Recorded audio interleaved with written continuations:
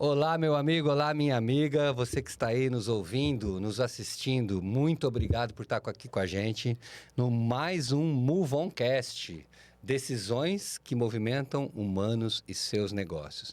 E claro, sempre com convidados mega especiais que vão transformar a sua vida.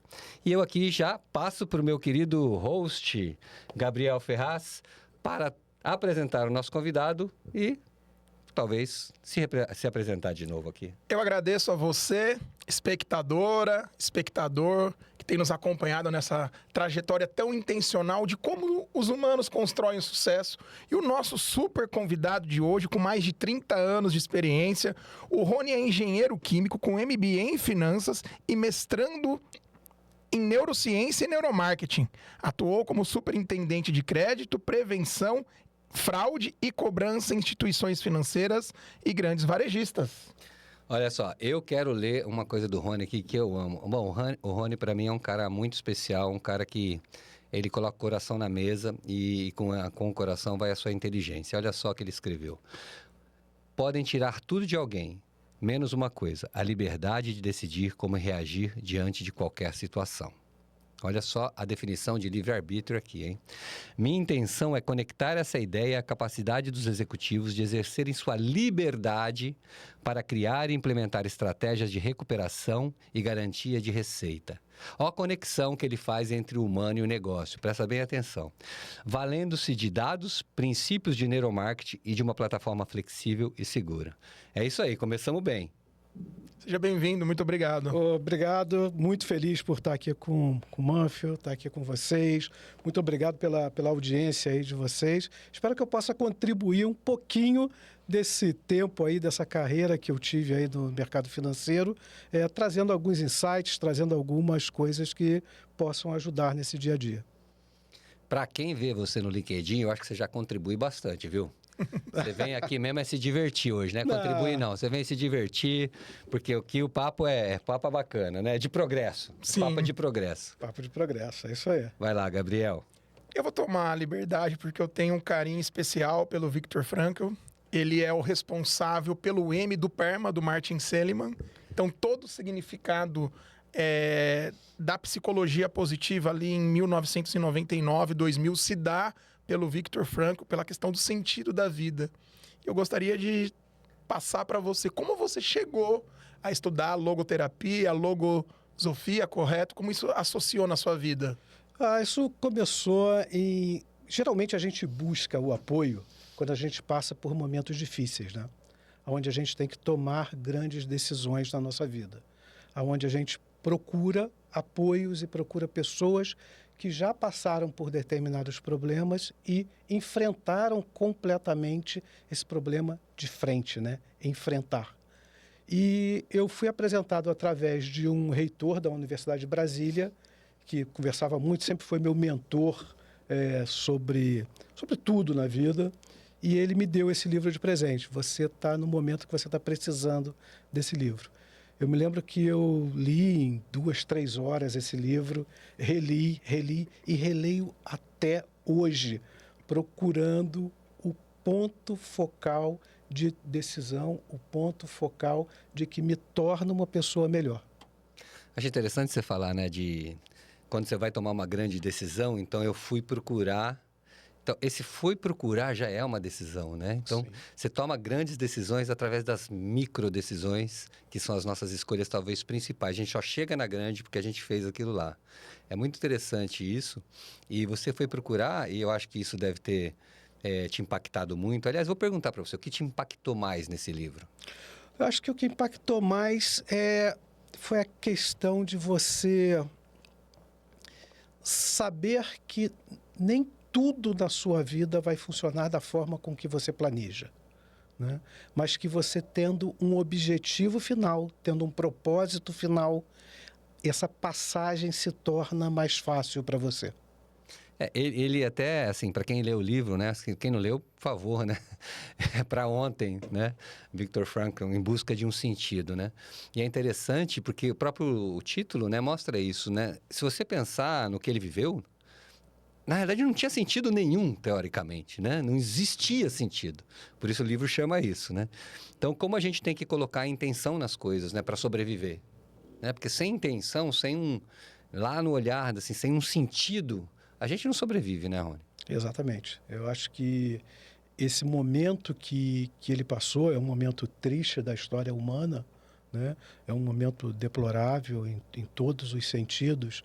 Um momento que você perde amigos, perde familiares, perde sua cultura, perde o seu povo. E ele conseguiu identificar uma forma de preservar tudo isso da melhor forma possível dentro da mente dele, né?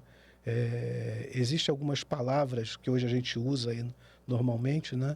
E isso está descrito aí em alguns livros, que diz que é o interior da gente, né? E nós somos muito levados para que esse interior seja tocado por coisas negativas.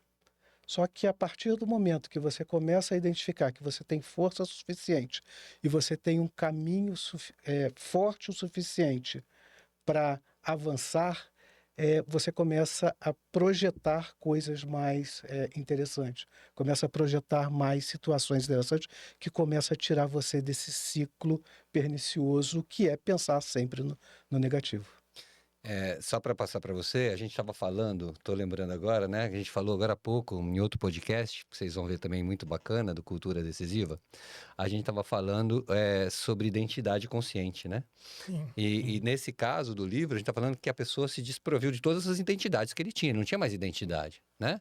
Quando acontece uma situação dessa, não existe mais identidade, quem sou eu, né? E ele começou a perceber quem ele não era, e abandonou quem ele não era para passar a ser quem ele é de verdade, né? Então ele se superou se identificando com uma imagem muito maior dele do que só a situação que estava vivendo no mundo, na Terra nesse momento. Acho que ele foi além, né? Sua jornada profissional, uma coisa é nós lermos uma biografia. Se você fosse escolher 5 pontos, eu gosto muito do cinema, a questão do plot twist, sabe? Aquele ponto de virada. Você poderia trazer uns 2, 3 pontos de viradas? Claro, tiveram vários. 2, 3 mil. tiveram várias. Eu me formei em engenharia química, né? E com mestrado em meio ambiente, né? Então, a minha primeira tese de mestrado foi numa bactéria que come fenol, né? E nesse momento, no Brasil não tinha emprego para engenheiro, e me surgiu um convite para participar de uma seleção para um programa trainee de um banco. E o meu maior ponto de virada foi o dia de uma entrevista com um vice-presidente do banco, né? Ele deve estar escutando isso, porque ele vai lembrar disso. Ele me demitiu umas 2 vezes no mesmo dia, tá? Só para você ter ideia. Né? Porque ele sempre perguntava assim, o que o engenheiro químico está fazendo aqui? E ele é engenheiro químico. Né? E ele me perguntou, o que você entende de banco? E eu falei, enfrentar fila. Era a única coisa que eu conhecia de mercado financeiro. E ele falou o seguinte, eu gostei da tua sinceridade. E me convidou para a área dele. Né? Então isso para mim foi um grande ponto de virada, né? De eu ter que mudar tudo que eu estava preparando a minha vida para seguir um determinado caminho e abandonar. Eu me lembro que eu fiz uma carta pedindo a saída da COP, e foi lida pelo então ministro Lutzenberg, da época do Collor, falando o seguinte, até o momento que eu tomasse aquela decisão, eu não tinha certeza que aquela decisão ia ser a decisão correta da minha vida. Mas que a partir do momento que eu tomei aquela decisão ia ser a decisão correta. Eu ia fazer aquela decisão ser a decisão correta da minha vida. Então, acho que esse foi um dos grandes pontos. E o segundo grande ponto, eu acho que foi no nascimento do meu filho. Né? Nossa. Que eu trabalhava em São Paulo, estava aqui vivendo aquela vida louca, de segunda a sexta, voltando sexta-feira à noite para o Rio de Janeiro, a família não queria vir para cá, e eu tomei a decisão diretamente de mudar, de arcar com as consequências da mudança, de sair de uma posição que eu estava tranquilo, confortável, e passar a empreender. Então, esse foi um segundo momento de decisão muito importante na minha vida. Foi um ponto de virada bem interessante. Eu já pego insight, não tem como. Eu sou um caça-insights. O que eu posso fazer? Que bom. Bom, o cara fala que essa declaração que ele fez pro chefe dele, né, foi o que fez. E muita gente assim, mas o que ele diz? Só porque ele falou que a única coisa que ele conhecia do banco é Enfrentar ficar a fila. enfrentar a fila. Na realidade, é a verdade, né? Então, quando você trabalha com a verdade, quando o ser humano é verdadeiro, aí o mundo de potencial se abre de uma forma. O que um chefe pensa, porque eu sempre pensei isso, eu nunca li currículo para contratar ninguém, isso aqui é legal. Eu converso com a pessoa, ver se ela é verdadeira, né? Sim. Se ela é verdadeira, tudo é possível. Se a pessoa é verdadeira, tudo é possível. A pessoa que mente para si, nossa, vai dar um trabalho, você vai botar em 30 mil cursos, né? Vai treinar em milhões de coisas, e a pessoa não vai evoluir. Então, começa pela verdade. Mano, não sei nada. É aquele que sabe que não sabe. E esse é o maior terreno fértil, né, Gabriel? Muito. Você desempenha um papel de liderança no Cyber Financial do Brasil? Isso. Eu sou responsável pela parte de parceiros estratégicos e novos negócios do Cyber Financial através da empresa PeopleWare Tecnologia, né? Então, a gente cuida de toda a área de criar parcerias, cuida de toda a área de novos negócios da empresa. Isso, para quem está nos acompanhando, esse processo, ele apresenta que tipo de solução? O Cyber Financial é talvez... tem como cortar? Tem. Tem. Ok. Então... blá, blá, blá, blá. Isso vai para os créditos em branco e preto, aquela parte legal, tá? Isso aí, isso aí. E é legal também você falar um pouco agora, começar a entrar nos produtos, soluções, né? Sim, Todo tá mundo bom. vai gostar, você falar Base de negócio. Tá bom, sei lá. tá bom. Então, como é que foi a pergunta? Você exerce um Mas papel faz de bom. liderança no Cyber Financial no Brasil. Conta um pouco mais pra gente. A PeopleWare Tecnologia é a responsável pelo distribuição, implementação, desenvolvimento e evolução de soluções paralelas ao Cyber Financial, que é uma solução de recuperação de crédito e garantia de receita que pertence à Equifax. Ih, me enrolei. Vamos lá de novo. Poxa, como é que faz a pergunta de novo, só para eu pegar a linha? Você exerce um papel de liderança na Cyber Financial no Brasil. O que isso significa? Conta um pouco pra gente. Deixa eu falar primeiro um pouquinho o que é o Cyber Financial, né? Ótimo. Deixa eu contar um pouquinho. Boa. O Cyber Financial é uma solução de recuperação de crédito e garantia de receita. Hoje é a mais completa do mercado, que atinge desde a cobrança preventiva até a venda de carteira, passando por todo o ecossistema de recuperação de crédito. Nós, na PeopleWare, somos responsáveis pela distribuição, somos responsáveis pela implementação e o suporte e manutenção da solução aqui no Brasil e alguns países da América Latina. Há quantos anos vocês estão representando a Cyber Financial? Uau! Nós estamos representando aqui há 20 anos. E começou com uma situação assim muito interessante, onde nós prestávamos serviços para uma empresa chamada Losango, e a Losango contratou o Cyber Financial de uma empresa mexicana.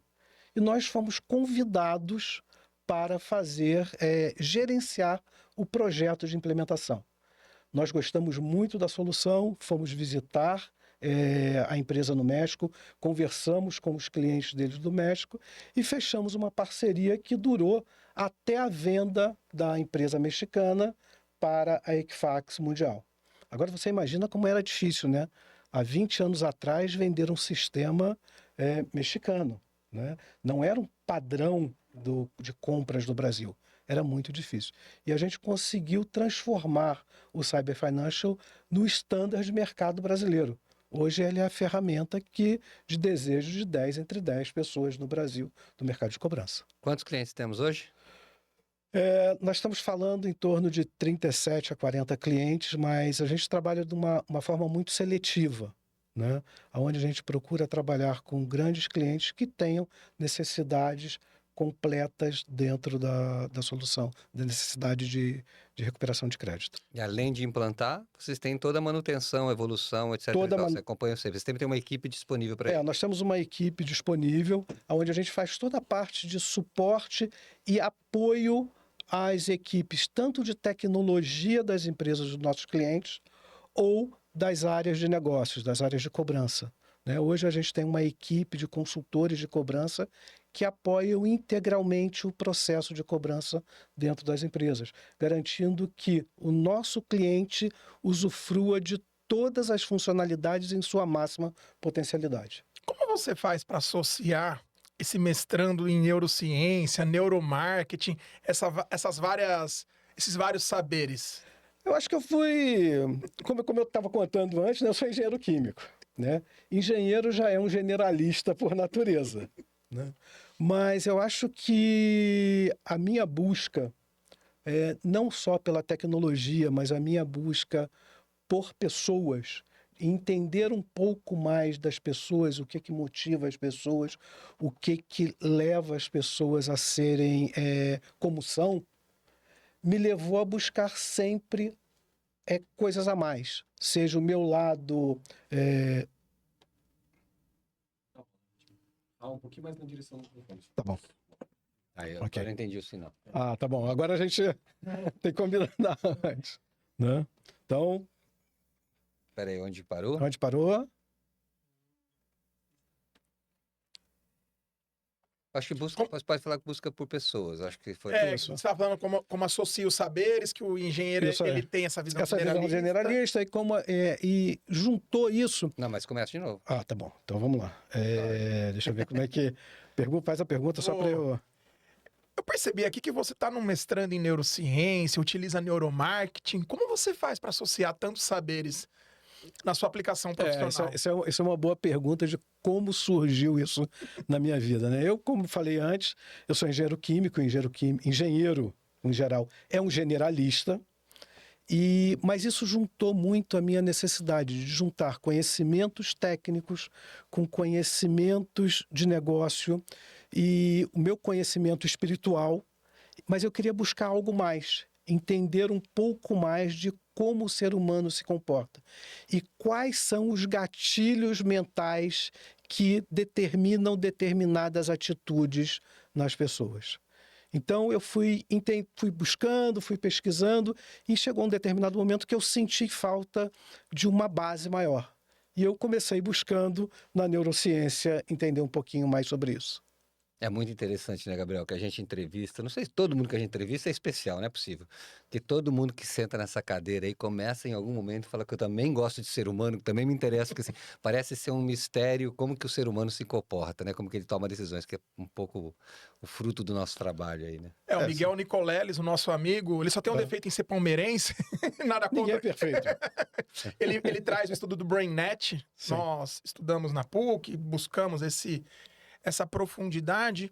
Do que você tem observado no mestrado, tem se aprofundado, que pode impactar como esses humanos podem construir o sucesso, principalmente de uma maneira sustentável? Eu acho que, trazendo isso para o nosso contexto de recuperação de crédito, eu acho que é muito importante a gente sair e passar a identificar que os nossos clientes, o devedor final, ele não é devedor porque quer. Ele foi levado àquela determinada situação. Situações que ele mesmo gerou ou situações que ele foi levado a que isso acontecesse. E o grande Kahneman, já falava lá naquele... como é que era?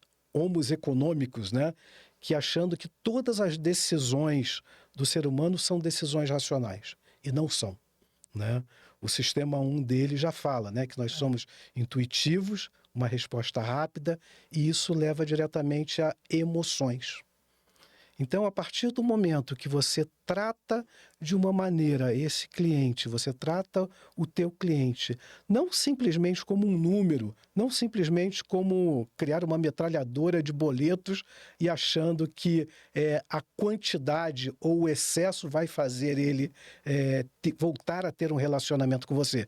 Seja um relacionamento de te pagar ou seja um relacionamento de mais longo prazo de gerar receita para você. Mas sim um relacionamento que permita entender o momento e trabalhe fortemente a forma de solucionar o problema do cliente. Então, eu acho que esse ponto, para mim, é o ponto principal da utilização da neurociência. É interessante, você citou o Kahneman, que ele é o grande pai da análise de vieses, né? Bottom-up, top-down. E tem muito a ver com uma cultura decisiva. A cultura invisível, essas reflexões. Como você associa isso, Fernando? Nossa, total, né? Porque eu acho que a gente chama de cultura invisível, esse território invisível, né? É essas intenções, né, lá atrás que a gente não sabe de onde vem, né? E que se torna invisível quando você não consegue perceber, né, como que ela acontece, de onde ela vem. Então, pega até o estímulo aqui, ó, do Viktor Frankl, você até trouxe aqui. Entre o estímulo e a resposta existe um espaço. É nesse espaço que temos o poder de escolher como vamos reagir, né? É nessa escolha, né, nessa decisão que mora nosso crescimento e nossa liberdade. Então, o Viktor Frankl, de novo, sendo citado aqui por você mesmo que trouxe esse texto, que é exatamente isso, né? Se a gente vai no automático, mano... E aí nós somos levados a muitos vieses, né, Fernando? Né? Nós programa, né? No programa. Hoje em dia, a gente está tendo uma enxurrada de informação, né? A infoxication. Né? Nós estamos passando por um momento que nós somos o efeito TikTok, que a satisfação tem que acontecer em 15 segundos. Nós estamos passando por um momento que nós estamos eu chamo isso, né, de síndrome de NPC, né? Que é uma síndrome de que você é apenas um coadjuvante dos algoritmos, um coadjuvante das regras, um coadjuvante das coisas que ocorrem ao seu redor. E por que não você se tornar o protagonista dessa decisão? E é nesse ponto que eu acho que você ter soluções que permitam você ter uma análise melhor do seu cliente, você ter uma análise mais forte das ferramentas que vão te apoiar e, principalmente, um apoio maior aos estrategistas, ou seja, as pessoas que operam efetivamente os processos de recuperação de crédito, isso traz uma vantagem muito grande. Só para nós aterrissarmos o conhecimento, para quem está nos acompanhando, o que seria efetivamente essa síndrome do NPC? Para o pessoal aí que gosta de um joguinho eletrônico, né? Você tem aqueles personagens no jogo que não são controlados. Ele pode te ajudar, ele pode te atrapalhar, ou ele simplesmente está ali por existir, né? Então, quando eu chamo de síndrome de NPC, não é dizer que a gente não deva seguir regras, não é dizer que as ferramentas de inteligência artificial não são importantes, são extremamente importantes, extremamente eficazes, mas eu acho que é um pouco mais fundo do que isso. É a capacidade de você tomar as decisões, de você puxar para você a decisão da sua vida, você ser protagonista como um todo. Tem uma palestra minha que lá na Pod Academy, o pessoal fala, vamos fazer aqui, o pessoal aqui dá curso de inteligência artificial para todo mundo, né? Uma escola muito linda lá do pessoal da Prof Data. E eles me chamaram para fazer uma palestra lá. E era sobre isso, né? Decisões humanas. Aí eu falei assim, eles perguntaram, que título vai ser sua palestra? Eu falei, IA2 mais IA. Eu falei, IA2? O que é? IA ao quadrado mais IA. O que você quer dizer com isso? Bom, deixa eu começar a explicar. Então, primeiro, IA é uma construção nossa, né? E a gente constrói IA copiando a gente mesmo e sendo mais versátil que nós mesmos. Então, o que vai sobrar no futuro? Algo além do IA. Então, IA2 no sentido de ir além do IA. Mas IA2 tem outro significado. Intenção, atenção e atitude. Que é o conceito de mindfulness hoje. Se a gente tem uma decisão intencional clara, Se a gente tem muita atenção àquilo que a gente realiza e fazer, atenção à nossa plenitude, à nossa completude, à nossa capacidade, e tem uma atitude, né, que promova uma decisão próspera, então a gente está além do IA. Se a gente ativa, né, se a gente atua com a influência dos NPCs ou com a influência de qualquer que seja essas milhões de impulsos, como diz aqui, impulsos que vêm de um programa construído, vide filme Matrix, né, vide filme Matrix, se a gente leva, a gente não tem diferencial mais, né? Eu hoje, de fato, uso muito o ChatGPT, como todo mundo deve estar usando, e de formas surpreendentes, né? E o que ele tem lá? Ele pensa, até parece que pensa, porque ele vai num limite de conseguir unir sabedorias que a gente hoje, como ser humano, não tem, né? Mas a gente tem a nossa intuição que pega aquilo lá e faz acontecer. Então, vou dar um exemplo que aconteceu ontem. Eu fui perguntando para ele, fui pedindo coisa clara para ele, de repente ele travou. Ele não conseguia fazer o que eu pedi, era uma coisa mega simples, era tirar um título de um lugar. Deu um bug lá no Chepete. Aí eu falei, Chepete, seguinte, eu já pedi 30 vezes, já te expliquei 30 vezes e você não consegue fazer, eu desisto. Aí ele escreveu assim, tem vezes que a tecnologia não consegue fazer mesmo. É hora do mestre assumir. Olha isso que legal. Vindo da própria máquina. Falando, mano, agora é a tua hora de assumir, porque eu não posso ir além disso aqui. Então, assim, é por aí, né? Que a gente tá falando aqui. Nós tem que ser sempre o controlador da brincadeira. É óbvio que a gente não vai fazer tão rápido quanto o IA. Mas você tem que ter a intenção. O IA não tem intenção. Tem a intenção que você deu para ela. Né? E se você tá nos NPC da vida, qualquer bonequinho pode dar a intenção, uma decisão sua, e você não saber por que está decidindo. Sim, mas eu só faço um pequeno desvio aí nesse caminho, né? É que a IA pode trazer para a gente, ela tem a capacidade de trazer conhecimento. É conhecimento. Exato. Mas não tem a capacidade de criar conhecimento. Exato. Né? E a criação do conhecimento está o quê? Na cabeça de cada um. É por isso que a gente entende, nós da PeopleWare entendemos que as soluções, né? A solução é a plataforma é uma ferramenta muito poderosa. Né? Ela tem que ser poderosa para permitir que você aplique esse conhecimento e transforme isso numa inteligência, transforme isso numa estratégia, porque continua dependendo do ser humano. Porque voltando lá na neurociência, você está lidando com pessoas. Sim. Né? E quando você está lidando com pessoas, vão ter vieses, vão ter situações não esperadas, vão ter mudanças de cenários macroeconômicos que não estão previstos dentro do processo. Para isso, a gente entende que o Cyber Financial ele tem a capacidade de que o gestor de cobrança atue diretamente na velocidade necessária para implementar as mudanças que são necessárias no processo. Com todos esses conhecimentos associados, qual é o maior desafio para a empresa, para os tomadores de decisão na questão da recuperação de crédito? Uau, eu acho que passa por várias, né? Não é uma coisa simples. Eu costumo conversar com os nossos clientes, com os nossos prósperos, que não tem bala de prata. Não existe solução única dentro do processo que diga o seguinte, isso aqui é matador. O que existe é a capacidade de você gerenciar microações, tudo ao mesmo tempo agora. Então, eu acho que existe uma série de dificuldades, né? A primeira, entender a nova geração. Entender o momento das pessoas. Capacidade de investimento também é extremamente importante dentro do processo. E, principalmente, que está passando muito na cabeça dos tomadores de decisão hoje, é o valor presente líquido. Qual é o retorno do investimento que eu vou ter ao longo prazo de manter determinado cliente. Porque se aquele cliente foi seu cliente naquele momento e por algum motivo ele se tornou inadimplente, né, é porque ele, naquele primeiro momento anterior, ele sentiu uma conexão com você, com a sua marca, com o seu produto.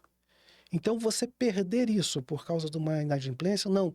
Você não tem que recuperar o crédito, você tem que recuperar o cliente, para que esse cliente se mantenha sempre gerando receitas futuras para você. Gera uma conexão, acredito eu, no neuromarketing, de lifetime value? É exatamente isso. É exatamente esse é o ponto, porque cada cliente tem o seu valor, né? Tem seu potencial de negócio para a empresa. Então, quando você compara uma ferramenta tão completa como o Cyber Financial, né? Que ele permite que você aumente o valor presente líquido da operação como um todo, isso traz um resultado para você muito maior.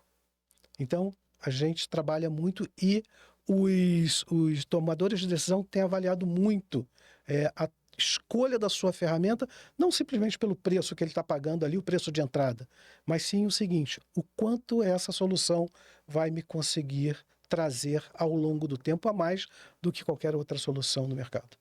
Aliás, coisas que muitos executivos esquecem de fazer a outra conta, né? Só faz conta do custo. É impressionante isso ainda. Eu já vi várias situações, esse ano passado também. Quanto custa? Mas não é essa a pergunta, amigo. É o quanto isso me traz de É valor. quanto isso me traz, né? A gente esquece uma pergunta tão básica, mas continuamos com esse viés, né? Esse viés de escassez, Sim. né? Inicial, de falar quanto custa. Não é essa a pergunta. Muda a pergunta. Tenha um pouco mais de paciência para ouvir uma resposta mais completa e também para atingir o resultado. Né? O quanto custa parece assim, eu não vou conseguir realizar aquilo que eu quero, então me fala que eu quero mais barato. Não é por aí, né? Você vai ter que confiar em você para realizar o que você precisa através dessa ferramenta. Né? Então não é quanto custa, é quanto você me dá de retorno. Isso é muito antigo, mas ainda assim hoje é bem utilizado. Né? Eu tenho um caso completamente fora da caixinha aqui. Recentemente mesmo, né, semana passada, a minha esposa se formou no Le Cordon Bleu. Né? Agora ela é uma chefe do Le Cordon Bleu. Eu vou engordar. E agora? Vou engordar mais uns 10 quilos. De dieta? Né? Eu estava de dieta, vou engordar uns 10 quilos a mais. Mas eu tive um questionamento lá no início, quando ela começou, de uma pessoa virou para mim o seguinte: pô, mas você vai investir esse valor no curso, nesse curso? É caro, é isso? Falei, mas em contrapartida, olha o retorno que isso pode trazer ao longo do tempo para ela. Né? É completamente diferente. Né? Então, a capacidade que os executivos têm que ter de avaliar, não simplesmente pelo resultado naquele momento ali, mas o quanto isso vai te trazer de retorno ao longo do tempo, né? É fundamental. E isso é verdade. Só para ela saiu da formatura já com 3 propostas de emprego em hotéis de primeira linha. Claro. Então, assim, não posso deixar de falar, então, do título do Move On esse ano, né? Do nosso querido evento, dia 27 de maio. Move On, risco e recompensa. Tu acabou de falar disso aqui, né? Risco e recompensa. Em homenagem ao... Fugiu o nome. Cláudio Alvarenga. Cláudio Alvarenga, nosso querido Cláudio Alvarenga, que foi o ano passado, né? E o livro dele, que não era dele, mas era do Citibank, que ele trouxe para nós aqui. Ele traduziu o livro. Eu me lembro que foi a primeira vez que caiu nas minhas mãos aquele livro. Eu devorei aquele livro. Era uma cópia Xerox que caiu. Não me contem, não me lembro como caiu, mas eu devorei e falei assim, é isso. É isso. Isso é o futuro. Então, tudo que a gente fala hoje está baseado ali. Tudo que a gente discute hoje já era baseado lá no grande Cláudio Alvarenga. E você sabe que ele foi o meu tutor quando eu fui trainee. Uau. Ele que me ensinou modelagem pessoalmente, né? Eu era o famoso Fernandinho do mel, porque eu levava mel para ele lá de Marília. Então eu levava mel para ele, ele sempre gostava do mel. Você vai trazer mel? Oi, Fernandinho, traz o mel, não sei o quê. E tem uma situação muito engraçada com ele, já falando de Alvarenga aqui, pra gente falar um pouco de Move On também. Um dia eu tinha colocado brinco, né? Meu pai quase me matou que eu tinha botado brinco. Eu tinha 24 anos. E daí eu cheguei assim, cheguei lá, tava todo mundo falando assim: o Alvarenga pediu pro seu Alvarenga pediu pra você subir lá na sala dele, um salão, assim, o diretor, né, da Credicar. Aí eu falei, tá bom, queria dar alguns gritos comigo para falar sobre modelo, o que eu fiz errado, qualquer porra dessa ele ia falar para mim, para gritar comigo, para depois me ensinar. Alvarenga. Ele sempre batia em mim, às vezes, como todo mundo, né? Aí como em todo mundo. Aí eu chego lá, a hora que eu entro no andar dele ali, tava todo mundo parado, assim, de pé. E eu saí do elevador e falei, tá festa aqui, que porra é essa, né? Aí a hora que eu comecei a entrar, umas pessoas começaram a rir. E eu falei, mano, tá bom. Bom, enfim. Entrei e a hora que eu viro na sala dele, ele tá sentado assim, com um brinco vermelho desse tamanho na orelha, assim. Imagina, o seu Alvarenga. E ele falou assim, pois é, Fernandinho, agora a gente pode falar de igual para igual. É mole? Ótimo. Se isso não é uma sensação de pai, né? É muito legal, Sim, sim. né? E eu acho que a gente nós temos que ter um orgulho muito grande dessas pessoas que foram os formadores Sem da dúvida, cultura de risco do mercado financeiro brasileiro, sem né? dúvida. Alvarenga, você, vários outros aqui permitiram que a gente evoluísse e sem sombra de dúvida, né? Nós temos aí a sorte de rodar o mundo vendo as soluções de cobrança, de crédito, de outros fornecedores ou em outros países, e como a gente é avançado. Avançadíssimo. E tudo isso foi por decisões. É. Decisões de que os profissionais que permitiram criar essa base tomaram de trazer as melhores coisas. E principalmente, eu acho que foi de formar novas gerações. Que eu acho que é isso que me motiva muito também, né? Como é que, através de uma ferramenta como o Cyber Financial, ou através dos cursos de decisão, através dos movimentos Movão, nós preparamos essa nova geração que está chegando no mercado, que está encontrando dificuldades, está encontrando muitas facilidades que a gente não tinha, né? Mas que muitas vezes a gente sente que falta esse lado humano que a gente sempre procurava imprimir dentro dos processos. Aqui tem um ponto importante, uma das pesquisas mais longínquas de Harvard, a pesquisa clássica que eles começaram em 1938 com alunos de Boston e da região periférica de Boston. Eles queriam auferir o que fazia as pessoas ter sucesso. Se era as relações, se era o background familiar, isso tem há mais de 80 anos. E eu quero te trazer uma pergunta. A evolução da tecnologia, ela pode trazer bons resultados, e traz. Mas como fazer para não perder o toque humano nesse processo? Uau! Excelente pergunta, né? Eu acho que o principal ponto que nós temos que trabalhar é a questão de... me perdi aqui, cara. Desculpa. Me presta aqui que eu tenho Presto. eu tenho uma colinha aqui. Queria falar sobre isso.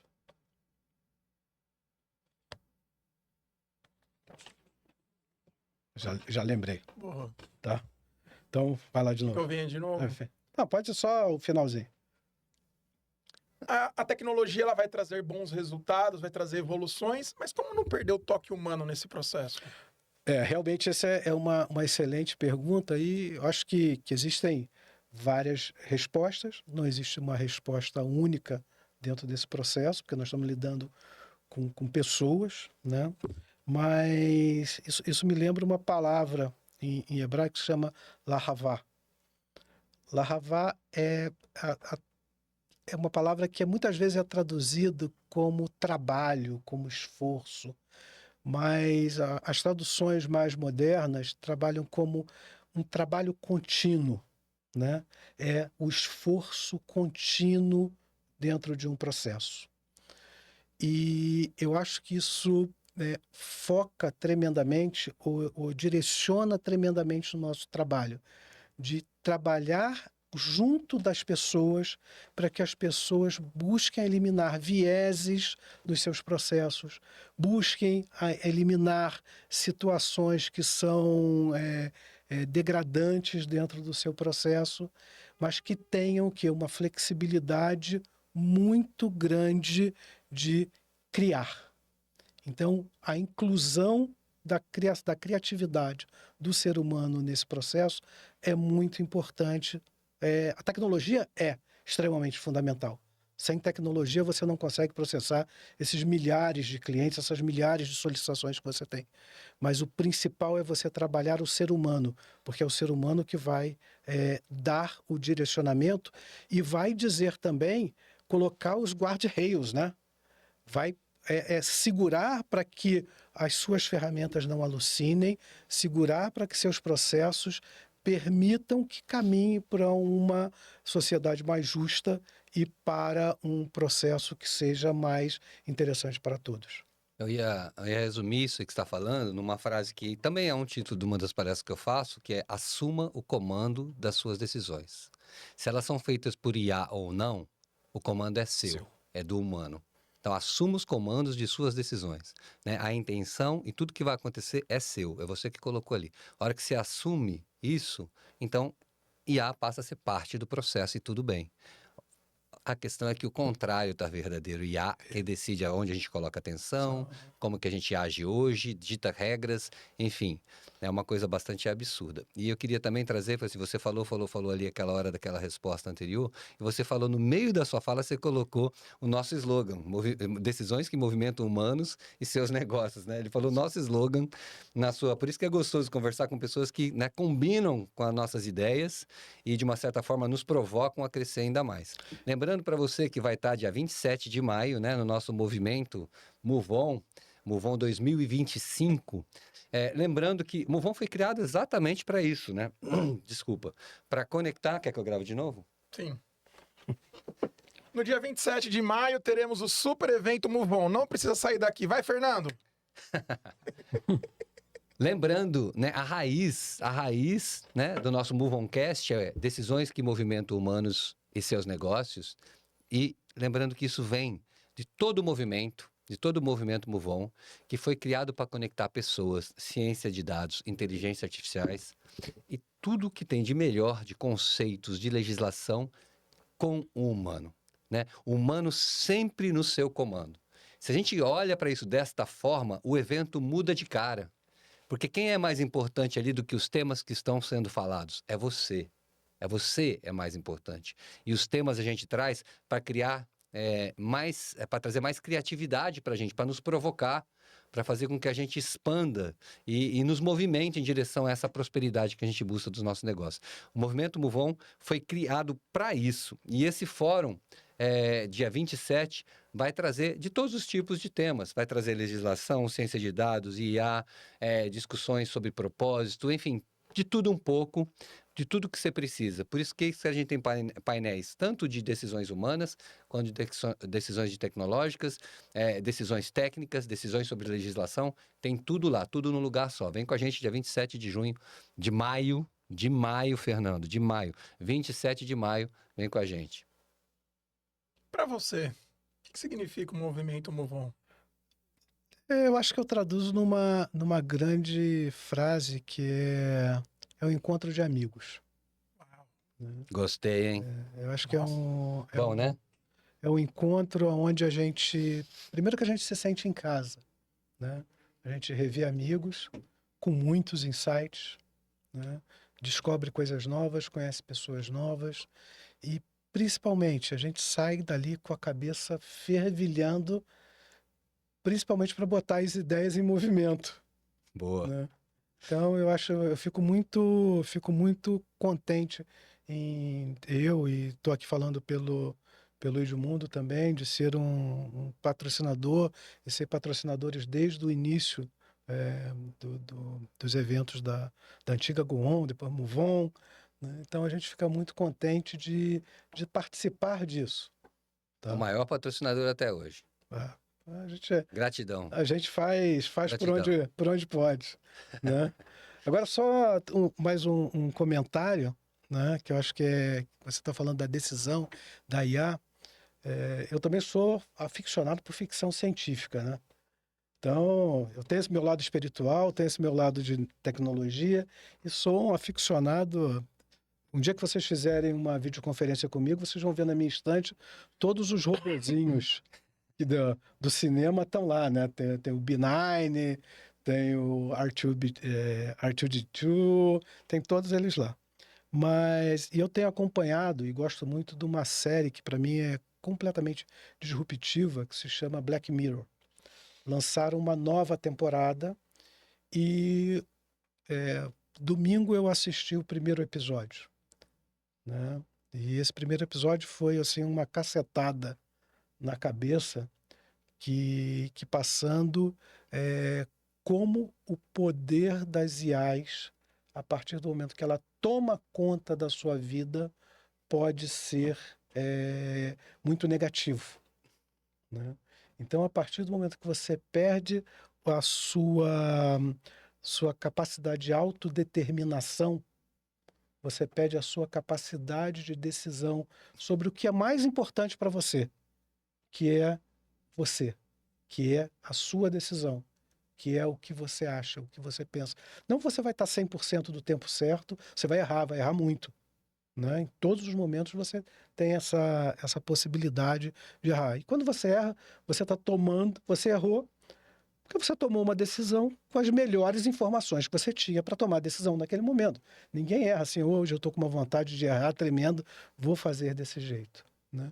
Então isso traz para a gente uma visão, isso trouxe para mim uma visão muito forte de percepção e preocupação de que o ser humano tem que tomar rédea dos processos, seja dos seus processos pessoais, dos seus processos profissionais, ou seja até mesmo dos processos que ele está criando para fazer a gestão junto dos seus clientes.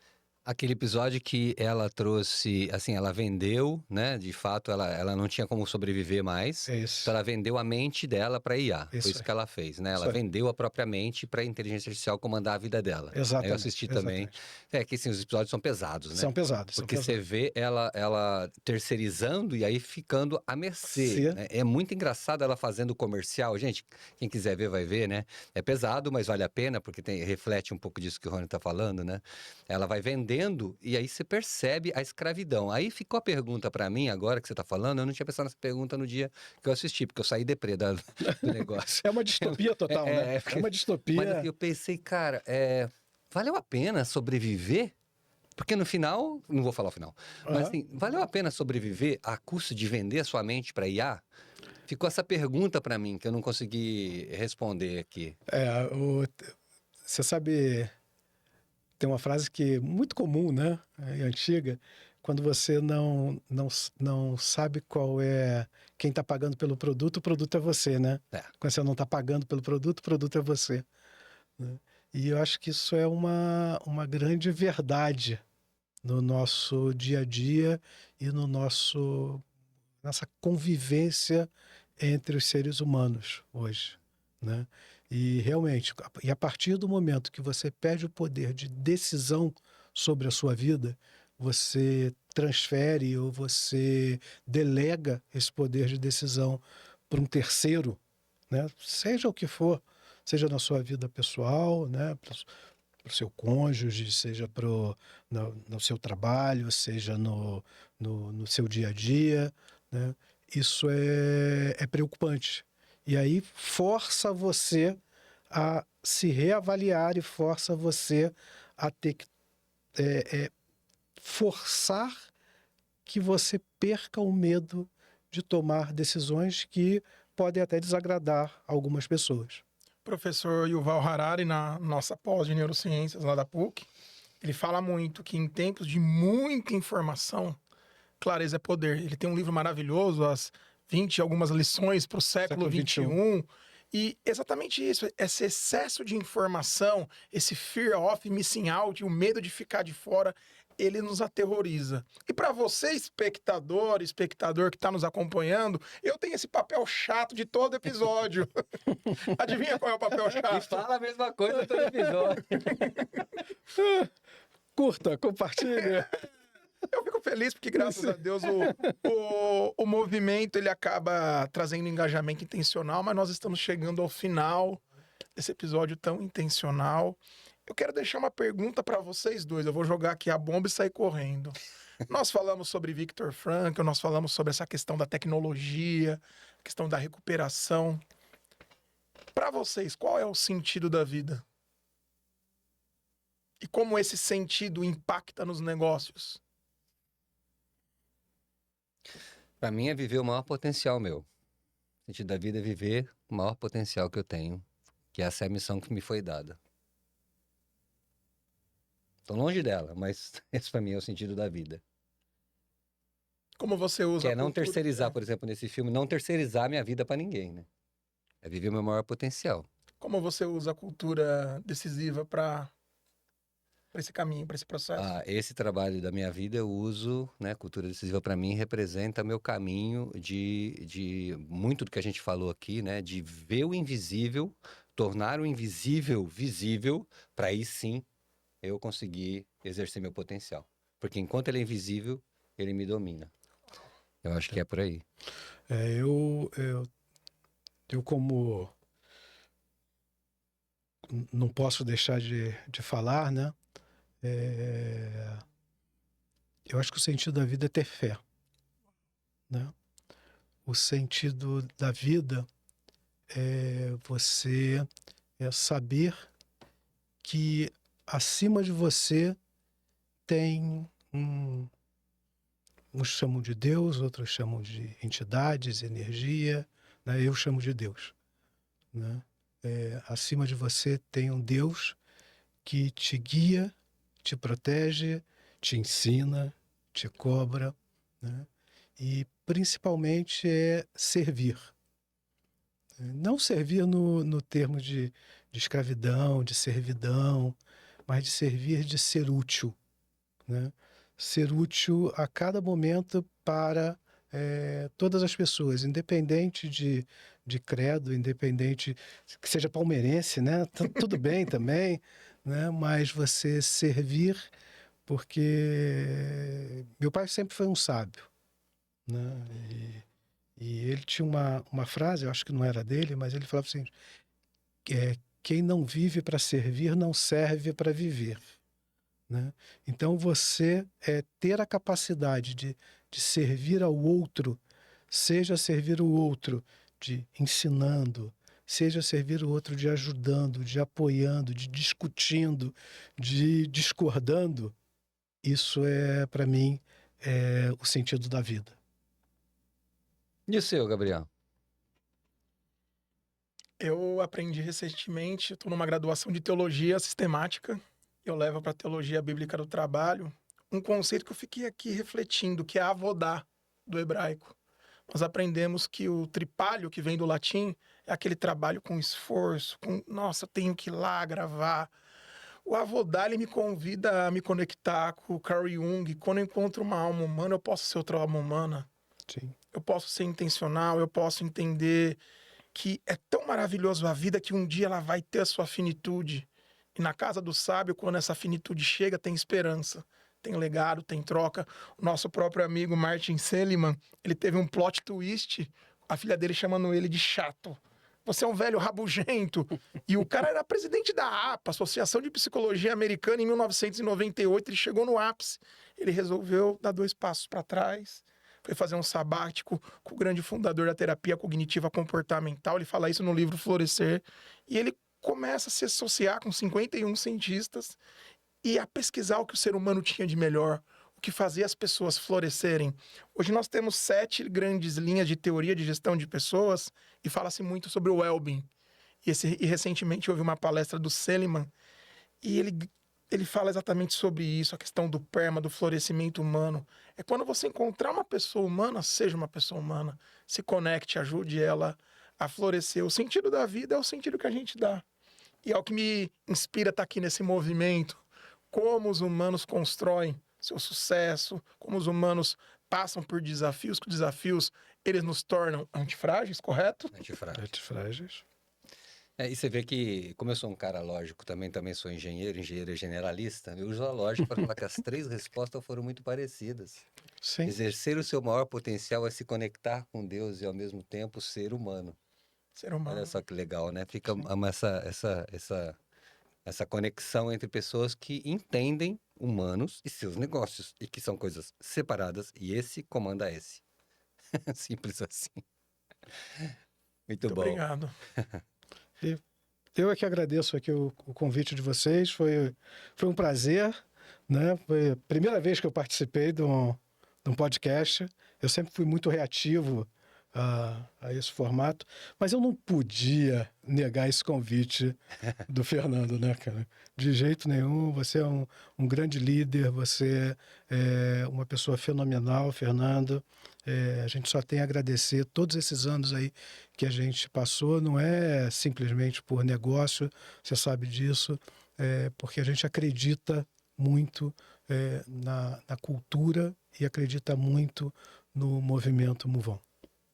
Pô, obrigado, chave de ouro. Surpresa sempre boa. Obrigado. Esse é o Move On Cast. Até mais. Até Muito mais, obrigado. pessoal. Tchau, tchau. Tchau, gente. Obrigado.